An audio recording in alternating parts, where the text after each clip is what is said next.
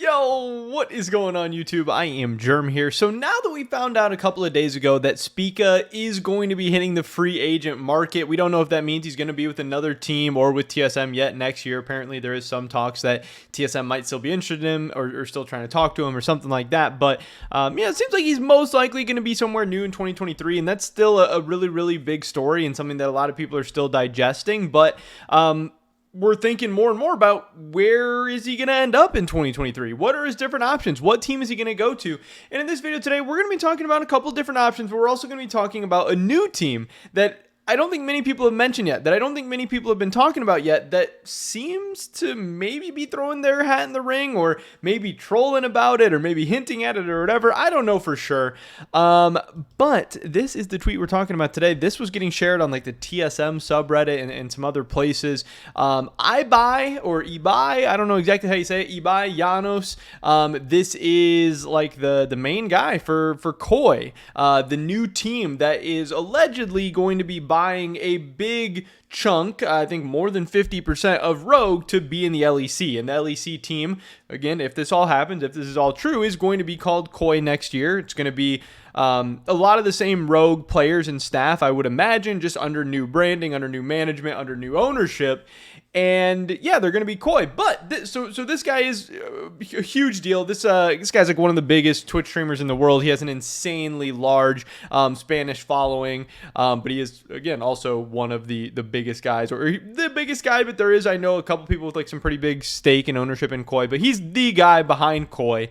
He tweeted out this: "Quien quiere unas," which we don't have Google Translate for. The Translate didn't want to pop up, but I know a little bit of Spanish. Let's Google it real quick, just to be sure, I guess. But I've taken some Spanish classes and stuff. I know a little bit. I believe this says, "Who wants one," or "Who wants some," or something like that. I'm not gonna translate. I'm pretty sure that's what it means. Who wants some of these, which are Cars Crocs or Cars shoes or something like that. So why is he tweeting this out? What the heck does this mean? Is this just, like a funny like a funny Zoomer meme? Is this some funny Cars joke? Is this like, oh, Cars shoes, haha? Because if you look at the replies, there is some of that going on. Some people being like, there's somebody tweet out like a Cars bed reacted to him or whatever. Now I can't find it. It was higher up before, but they got the Cars memes and a Cars car and a bunch of people with the cars. Here's the car bed one. When I looked earlier, this was way higher up. People tweeting a bunch of weird memes like that and funny stuff. Some of it stupid, some of it funny, whatever. But you have to also remember this picture, which some people were tweeting out as well. This guy, Toad Amarillo, which yellow toad, I don't know.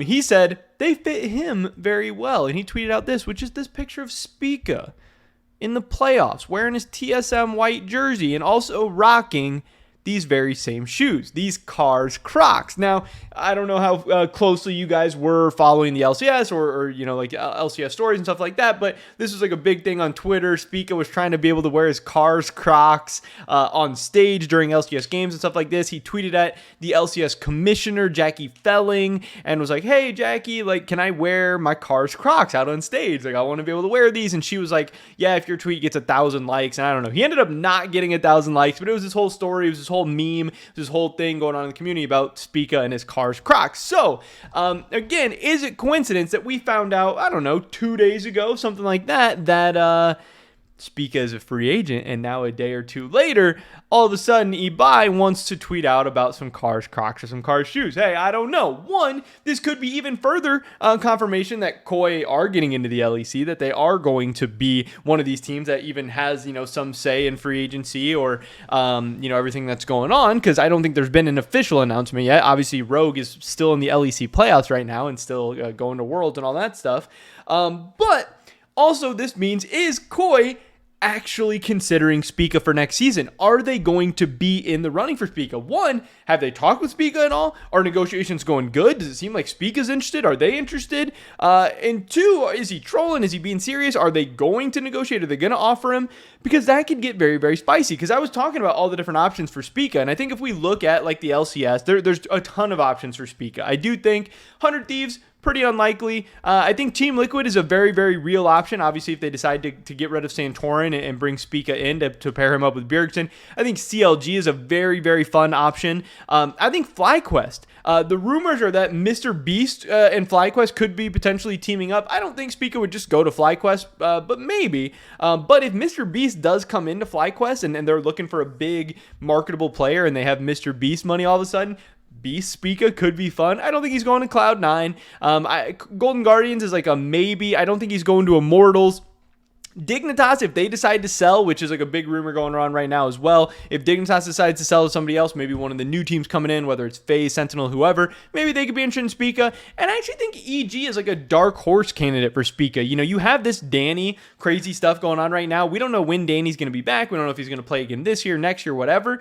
And if Danny doesn't play at Worlds and maybe doesn't even play next year, but if he doesn't play at Worlds and the team does bad and like implodes or something like that, it's kind of reminded me of the Fnatic situation last year where Fnatic looked fine going into Worlds, but then all of a sudden they had a bunch of craziness happen, and then they ended up losing 3 of their 5 members going into the next season. So like right now it doesn't seem like EG is going to be making any changes. It seems like Inspired will be back, but we thought Inspired was going to be back with Rogue last year probably, and again, teams have changes, especially when big events happen that affect the team. And like if they go to Worlds and they don't even get out of play-ins, which is very, very possible, maybe EG could be looking to make some changes. So I think there is plenty of options for Spica in the LCS. People have also said, oh, maybe he's going to go to the LPL, something like that. But the LEC is there as well, and I actually think the LEC has some interesting options. One of those being Koi for sure, because yes, Malrang came into Rogue last split, and he was good. He had an interesting playstyle. He was super aggressive. He was trying to make these weird level 2, level 3 ganks. They were working out. They were getting his team ahead. They were snowballing victories, and he burst onto the scene and was very, very good. Now, he has not been as good in summer. I don't know if it's because people have figured him out, if the meta has shifted, if he's just in worse form or whatever, but Malrang has not been as good in summer as in spring. He didn't make the top 3 All-Pro team. I don't know if you would even have him as the 4th best jungler. You know, he's probably like the 5th or 6th best jungler in the LEC right now. And yes, Rogue has been fine this year, but is Rogue going to beat Fnatic this weekend? I don't know. I think Fnatic's going to come into that series as a favorite, and if they don't, then they're going to be headed back to play-ins again.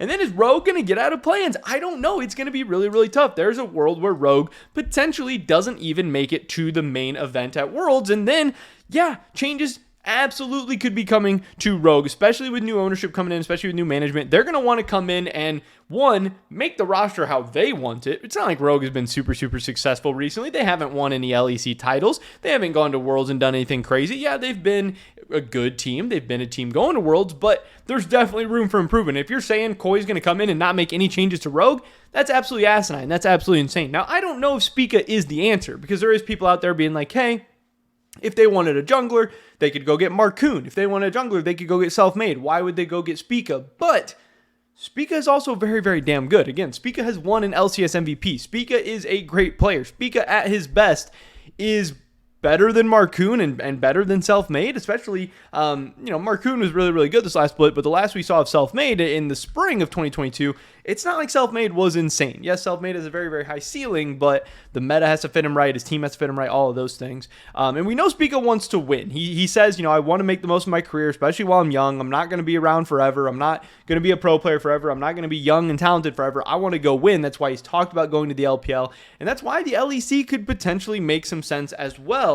Especially a team like Koi that is going to be a very, very strong team. Now, as far as other options for him, yeah, if Marcoon leaves Excel, maybe Spica could go to Excel. I don't know, maybe with some of these other teams coming in, like I know if K-Corp gets in the LEC, they're going to be looking for a jungler.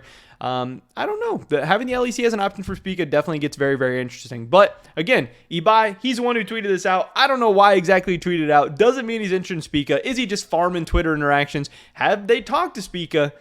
I don't know, but Spica, Koi 2023 could be a thing. Spica to the LEC in 2023 could be a thing. But we are officially on Spica watch. He is now a free agent and one of the biggest free agents of the entire offseason, really. And it's going to be interesting to see where he ends up and where he's at in 2023. But that's pretty much it for this video today, guys. Definitely drop a like if you did enjoy it. I would appreciate that so much. Leave a comment down below. Let me know what you guys think about anything we talked about in this video today. Consider checking out my Twitch stream. First link in the description below. Drop us a follow, maybe a prime. Subscribe, stay up to date on my latest content. Hopefully catch you guys in the next one. But until then, peace.